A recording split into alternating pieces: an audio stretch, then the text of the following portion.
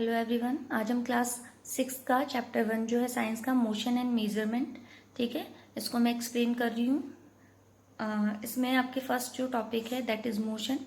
तो मोशन हम किसको बोलते हैं? जब भी कोई ऑब्जेक्ट, ठीक है, अपनी पोजीशन चेंज कर रहा है विद रिस्पेक्ट टू टाइम, ठीक है, टाइम के साथ साथ वो अपनी पोजीशन चेंज कर रहा है, ठीक है, तो हम उसे क्या बोलते हैं? वो चीज मोशन में, वो ऑब्जेक्ट मोशन में, ठीक है। An object is said to be in motion if its position with respect to another object changes with time, ठीक है। और किसी एक पर्टिकुलर स्टेशनरी ऑब्जेक्ट को देखते हुए वो अपनी क्या करता है? पोजीशन को चेंज करता है, ठीक है। लाइक आप ट्रेन में जा रहे हो, ठीक है, और एक जो पेड़ है ट्रेन मोशन में है, और एक पेड़ है वो तो अपनी जगह स्टेबल है, ठीक है। तो जो मोशन कर रही है वो ट्रेन कर रही है किसके रेस्पेक्ट में? ट्री के, पेड़ के रेस्पेक्ट में। पेड़ को जब आप देखोगे तो पेड़ अपनी जगह और आप मोशन कर रहे हो, ठीक है, with respect to time. Next है translational motion. In this type of motion by which all the parts of the object move in the same direction in a given time, ठीक है। तो ट्रांसलेशनल मोशन जो होता है वो तब होता है जब आप कोई एक ऑब्जेक्ट जा रहा है किसी पर्टिकुलर डायरेक्शन में और उसका सारे पार्ट उसके साथ जा रहे हैं, ठीक है। लाइक कार है तो कार में क्या होता है कि कार मोशन कर रही है और उसके अंदर अगर आप हो तो आप भी साथ में क्या कर रहे हो? उसके मोशन कर रहे हो, ठीक है। और या फिर और भी पार्ट अगर किसी के होते हैं तो सारा पार्ट उसके साथ क्या करता है? मोशन करता है, ठीक है। ये दो तरीके के होते हैं, रेक्टिलीनियर एंड कर्विलीनियर, ठीक है। ट्रांसलेशनल मोशन को दो टाइप में डिवाइड किया हुआ है, rectilinear and कर्विलीनियर। When the object moves in a straight line, जब ऑब्जेक्ट स्ट्रेट लाइन में मूव करता है तब हम उसे रेक्टिलीनियर मोशन बोलते हैं। अगर एक कोई कार है वो अगर स्ट्रेट लाइन में मोशन कर रही है, स्ट्रेट रोड पे मोशन कर रही है, तो जो कार इस टाइप का मोशन कर रही है दैट इज रेक्टिलीनियर मोशन, ठीक है। Next one is कर्विलीनियर motion. जब कोई भी ऑब्जेक्ट कर्व्ड पाथ में, घूमे हुए पाथ में अगर मोशन करता है तो हम उसे क्या बोलते हैं? कर्विलीनियर मोशन बोलते हैं।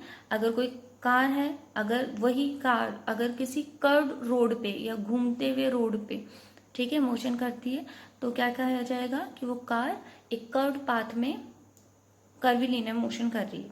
Next is rotational motion. In this type of motion an object moves about move about and on its axis and its different parts move by different distance given time of interval, ठीक है। तो जो इसके अंदर rotational motion उसको बोलते हैं अपन, जब भी कोई ऑब्जेक्ट जो है वो क्या कर रहा है? अपने एक्सिस पे रोटेट कर रहा होता है, ठीक है। जैसे आपने टॉप देखा है, टॉप जो होता है वो टॉय जैसा, ठीक है, कुछ इस तरीके से दिखता है ना, वो ऐसा यूं गोल सा ऐसे घूमता है, वो अपनी जगह पे घूमता रहता है, ठीक है। तो वो अपनी जगह पे जब घूमता है तो अपने एक्सिस पे रोटेट करता है, ठीक है। सेम वे में आपकी अर्थ जो है वो भी अपने एक्सिस पे रोटेट करती है, जिससे आपके डे एंड नाइट फॉर्म होते हैं, ठीक है। तो इस टाइप के मोशन को हम रोटेशनल मोशन बोलते हैं। फैन भी इसी का एग्जाम्पल है, वो अपनी जगह पे रहता है और अपने एक एक्सिस पे क्या कर रहा होता है? रोटेट कर रहा होता है, रोटेशन कर रहा होता है। Next one is circular motion. When object moves along a circular path, अगर कोई ऑब्जेक्ट सर्कुलर पाथ में, सर्कुलर मीन्स गोल पाथ में, इस तरीके से पाथ में अगर चक्कर लगाता है तो हम उसे क्या बोलते हैं? सर्कुलर मोशन बोलते हैं। लाइक यहाँ पर आपका सन होता है और अर्थ उसके चारों तरफ क्या करती है? चक्कर लगाती है, ठीक है, एक सर्कुलर पाथ में। तो जो मोशन ऑफ अर्थ है around the sun is also a circular motion, ठीक है। इसी से आपके सर्दी गर्मी मौसम बनते हैं। ऑसिलेटरी एंड वाइब्रेटरी मोशन, ठीक है, जब आपके कोई भी ऑब्जेक्ट अपनी पोजीशन को, अपनी मेन पोजीशन पे होते हुए और क्या करता है? टू एंड फ्रो मोशन करता है, आगे और पीछे। लाइक जैसे ऐसा पेंडुलम होता है, आपने देखा होगा, इसको जब आप इधर से इस पर प्रेशर लगाते हो तो ये यहाँ तक आता है, ठीक है, फिर वापस यहाँ चला जाता है, फिर इस तरफ जाता है, दोनों तरफ इस तरीके से, ठीक है। तो ये टू एंड फ्रो मोशन करता है, इस तरीके के मोशन को हम ऑसिलेटरी मोशन बोलते हैं या वाइब्रेटरी मोशन भी बोलते हैं, ठीक है। ऑसिलेशन किसको बोलते हैं? जब ये पेंडुलम अपने मीन पोजीशन से आइदर साइड्स जा कर के, बोथ साइड्स, ठीक है, वापस अपनी जगह पे आ जाता है, मेन पोजीशन पे आ जाता है, तो हम इसे वन ऑसिलेशन बोलते हैं। When the moves from center means mean position to its extreme ends it is said to be a complete one oscillation. ठीक है, जब भी मेन पोजीशन से एक्सट्रीम एंड्स तक जा करके वो वापस आ जाता है, लाइक यहाँ है तो यहाँ गया वापस एंड अगेन इधर और वापस अपने सेंटर वाली पोजीशन पे आ जाएगा, तब वन ऑसिलेशन कंप्लीट हो जाता है. पीरियोडिक मोशन, ठीक है, it is a type of motion that repeats itself after an equal interval of time. ठीक है, एक ऐसा मोशन, ठीक है, जिसमें जो भी वो काम कर रहा है वो एक पर्टिकुलर टाइम पीरियड के अंदर कर रहा है. ठीक है, और वो रिपीट करता है पर्टिकुलर टाइम के बाद. ठीक है, तो हम उसे पीरियोडिक मोशन बोलते हैं. Like hands of the clock, जो सुइयां होती है घड़ी के अंदर, उनका टाइम फिक्स होता है और वो इस तरीके से फिक्स टाइम में अपना क्या कर रही होती है, मोशन कर रही होती है. नॉन पीरियोडिक मोशन, जिसमें कोई भी टाइम पीरियड फिक्स नहीं होता है, it is random. A type of motion that does not repeats itself after an equal interval of time और does not repeat at all is called the non periodic motion. It is the random motion. ठीक है, birds flying in the sky, आपको कुछ fix नहीं है कि वो कब तेज से फ्लाई करेगी, उड़ेगी और कब नहीं करेगी. ठीक है, और उसका कोई पोजीशन भी फिक्स नहीं है, कभी ऊपर कभी नीचे, मतलब वो एकदम रैंडम मोशन करती है, आपको कोई अंदाजा नहीं होता इस चीज का, तो इसे हम नॉन पीरियोडिक मोशन या रैंडम मोशन भी बोलते हैं. ठीक है, next is multiple motion. Multiple motion क्या होता है, जब कभी कभी जो ऑब्जेक्ट होता है वो एक ही टाइम पे एक से ज्यादा मोशन कर रहा होता है, 2 या 2 से भी ज्यादा. ठीक है, तो हम उसे क्या बोलते हैं, मल्टीपल मोशन बोलते हैं. ठीक है, समटाइम्स ऑब्जेक्ट शो 2 और more types of motion at the same time, this is called the multiple motion. ठीक है, इसमें एग्जाम्पल क्या है, मोशन ऑफ अर्थ. अर्थ एक ही टाइम पे रोटेशनल मोशन भी करती है, जिससे दिन रात बनते हैं अपने एक्सिस पे. ठीक है, और साथ के साथ वो सन के चारों तरफ चक्कर भी लगा रही होती है उसी टाइम पे. ठीक है, सर्कुलर पाथ में. तो वो रोटेशनल मोशन एंड जो सर्कुलर मोशन है वो एक टाइम पे कर रही होती है. ठीक है, तो इस टाइप के मोशन को हम क्या बोलते हैं, मल्टीपल मोशन बोलते हैं. ठीक है, physical quantity, the quantity that can be measured, ऐसी क्वांटिटी जिसको आप नाप सकते हो. ठीक है, तो उससे हम फिजिकल क्वांटिटी बोलते हैं.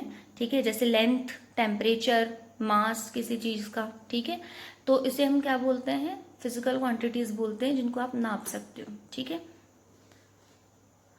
Every physical quantity consist of 2 parts, a number and a unit. ठीक है, जो भी फिजिकल क्वांटिटी होती है उसमें 2 पार्ट होते हैं. ठीक है, एक तो उसका नंबर, मतलब जो उसको वैल्यू देगा, और उसकी यूनिट जो आपने किस में नापी है. लाइक लेंथ अगर मैं नापूंगी, ठीक है, तो अगर मैं किसी चीज की लेंथ नाप रही हूँ तो उसमें कोई डिजिट दूंगी मैं पहले उसको, लाइक 100. ठीक है, अब 100 क्या, किलोमीटर, मीटर, सेंटीमीटर क्या, तो उसको बताना पड़ेगा. ठीक है, तो यहाँ पे आप यूनिट दोगे, मीटर भी दे सकते हो, सेंटीमीटर भी दे सकते हो, किलोमीटर भी दे सकते हो. ठीक है, तो these are units and this is the number. ठीक है, तो आपको इन दोनों को मिला करके आपको क्या देना पड़ता है, पूरी यूनिट बतानी पड़ती है, क्वांटिटी बतानी पड़ती है. ऐसा unit and prefixes of some physical quantities. ठीक है, ऐसा यूनिट क्या होती है, कुछ क्वांटिटीज की यहाँ पे दी हुई है. ऐसा यूनिट मीन्स स्टैंडर्ड यूनिट होती है इनकी.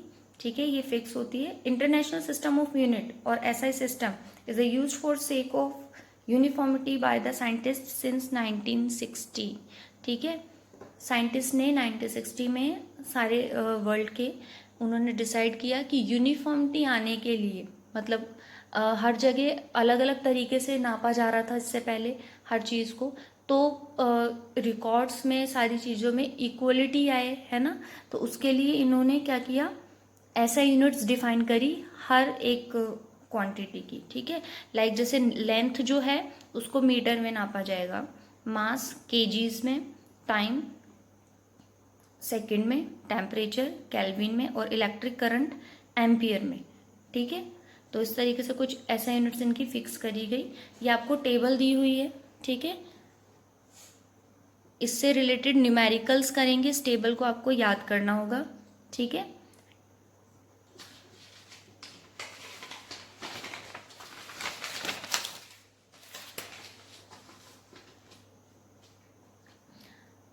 पुराने टाइम में क्या होता था, जो लोग उस टाइम पे इतने मीटर्स वगैरह नहीं थे, ठीक है, तो उस टाइम पे लोग अलग तरीके से चीज़ों को नापते थे, ठीक है, hand span, cubit, arm length, ठीक है, foot step as a different unit of length and distance, this is known as the non standard unit, ठीक है। वो इस तरीके से हाथ से किसी चीज़ को नापते थे, ठीक है, या फुट स्टेप लेकर के वो नापते थे, क्यूबिट से नापते थे, मतलब हाथों की लंबाई नेक तक या नोज तक, ठीक है, इस तरीके से कुछ अलग अलग तरीकों से वो नापते थे, जिनको हम नॉन स्टैंडर्ड यूनिट्स बोलते हैं, ठीक है। द हैंड, आर्म और the foot length of the, अब इनको हम नॉन स्टैंडर्ड यूनिट क्यों बोलते हैं? अगर कोई बच्चा किसी चीज को नापेगा तो उसका हाथ तो बहुत छोटा है, तो वो छोटी साइजेस होगी, ठीक है। कोई बड़ा इंसान अगर नापेगा तो उसकी साइज बड़ी होगी, ठीक है। तो सब में इक्वेलिटी नहीं आएगी, ठीक है, अगर हैंड स्पैन के लिए बोला जाए तो, ठीक है। तो इसलिए हम नॉन स्टैंडर्ड यूनिट बोलते हैं। द हैंड, आर्म और foot length of the all humans is not same, so they these units differ from person to person, ठीक है। सबकी हाइट साइज सेम नहीं होती है, तो पर्सन टू पर्सन ये डिफर करते हैं, अलग अलग होते हैं। Instruments to measure length, instrument कौन कौन से होते हैं लेंथ को मेजर करने के लिए? Measuring tapes, vernier caliper, screw gauge, dividers, ठीक है। ये कुछ डिवाइसेस के नाम हैं, ठीक है। फर्स्ट देखो मेजरिंग टेप्स, जो सिंपल आपकी नापने वाली फीता जिसको आप बोलते हो, वो है use to measure the length, width, height and diameter of an object, ठीक है। इससे आप किसी भी चीज की लेंथ को, है ना, उसकी विड्थ कितनी उसकी चौड़ाई है, हाइट उसकी किसी भी चीज की नापने के लिए, या डायमीटर, ठीक है, कितना, अगर कोई गोल चीज है तो उसका डायमीटर भी नाप सकते हो आप, ठीक है। Horseshoe tapes, it is use to measure the circumference of an object, कोई भी ऑब्जेक्ट है उसका सर्कमफ्रेंस, सर्कमफ्रेंस हम जो निकालते हैं वो सर्कुलर इस तरीके से होता है, ठीक है। तो सर्कुलर चीजों का सर्कमफ्रेंस ये नापने के लिए हम किसका यूज करते हैं? हॉर्सशू टेप का यूज करते हैं। आपकी बुक में इसके कुछ डायग्राम्स दे रखे हैं, ठीक है। Carpentry tape, it is use to measurement of the furniture, आपने कारपेंटर्स वगैरह के पास देखे होंगे, अलग अलग टाइप के टेप्स होते हैं, उनको अलग अलग साइजेस नापने के लिए, शेप्स में अच्छी तरीके से उनकी वैल्यू आए, ठीक है। तो इसका भी आपको डायग्राम दे रखा होगा आपके बुक में। Vernier caliper, it is use to measure specially the diameter of the circular and the spherical object as ball, ठीक है।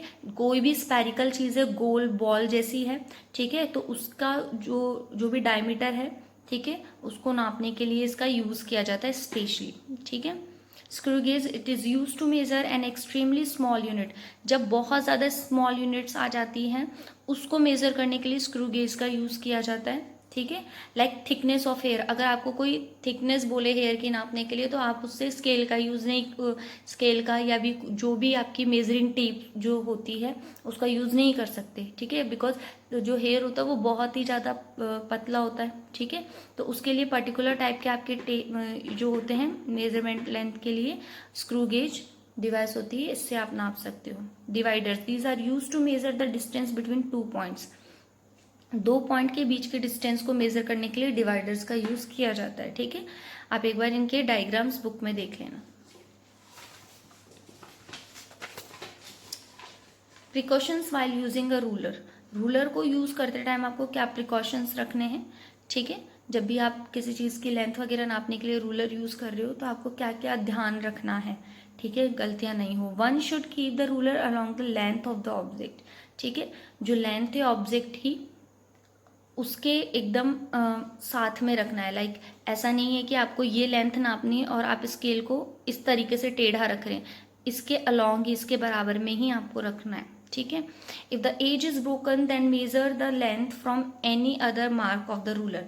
लाइक जैसे कई बार आपका होता है कि आपके जैसे यहाँ से 0 से स्टार्ट होता है ये, और यहाँ पे मान लो थोड़ा सा ब्रोकन है ये, ठीक है, तो आप 1 से स्टार्ट करो उसको नापना, ठीक है, इस पार्ट को छोड़ दो, आप 1 से स्केल को यूज करो नापने के लिए, ठीक है। तो ब्रोकन पार्ट अगर होता है तो वहां से आपको मेजर नहीं करना है। Our eye should be exactly about the point where the measurement is to be taken, ठीक है। आपको आई एकदम सामने ऊपर रखनी है उसके, जहां से आपको मेजरमेंट लेना है। अगर आप लेफ्ट या राइट से आप देखते हैं तो आपकी वैल्यू थोड़ी सी क्या हो सकती है, चेंज हो सकती है, ठीक है। रॉन्ग आई पोजीशन की वजह से एरर आ सकती है। This kind of error is known as parallax error, ठीक है। तो इससे इस तरीके की एरर हो सकती है, तो इसका आपको बहुत अच्छे से ध्यान रखना है, ठीक है। और इससे रिलेटेड आपकी वर्कशीट है जो आपको करनी है।